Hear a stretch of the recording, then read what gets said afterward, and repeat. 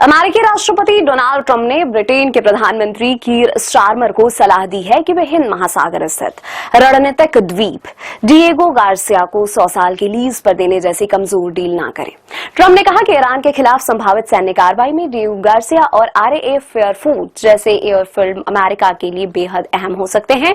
Trump ने social media site truth social पर अपनी पोस्ट में कहा, मैं यूनाइटेड किंगडम के प्राइम मिनिस्टर कीर स्टारमर से कह रहा हूं कि जब देशों की बात आती है तो लीज अच्छी नहीं होती है और वह डिएगो गार्सिया पर अधिकार, टाइटल और इंटरेस्ट का दावा करने वाले किसी भी व्यक्ति के साथ 100 साल की लीज पर साइन करके बहुत बड़ी गलती कर रहे हैं जो इंडियन ओशन में स्ट्रेटेजिक रूप से मौजूद है। उन्होंने कहा कि यूनाइटेड किंगडम के साथ हमारा रिश्ता मजबूत और शक्तिशाली है और यह कई सालों से है, लेकिन प्राइम मिनिस्टर स्टारमर इस जरूरी आइलैंड पर उन एंटिटीज के दावों को से कंट्रोल खो रहे हैं जिनके बारे में पहले कभी पता नहीं चला।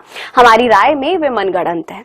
डिएगो गार्सिया इंडियन ओशन में स्थित एक अहम सैन्य ठिकाना है जहां से अमेरिका और ब्रिटेन की संयुक्त सैन्य गतिविधियां संचालित होती रही हैं।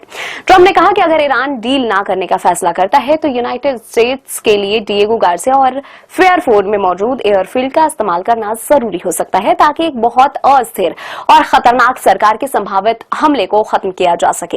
एक ऐसा हमला जो संभावित रूप से यूनाइटेड किंगडम के साथ साथ दूसरे दोस्त देशों पर भी किया जा सकता है। उन्होंने कहा कि प्राइम मिनिस्टर स्टारमर को किसी भी वजह से डिएगो गार्सिया पर कंट्रोल नहीं खोना चाहिए। एक कमजोर ज्यादा से ज्यादा 100 साल की लीज पर साइन करके यह जमीन यूके से नहीं छीनी जानी चाहिए और अगर ऐसा होने दिया गया तो यह हमारे महान साथी के लिए एक कलंक होगा।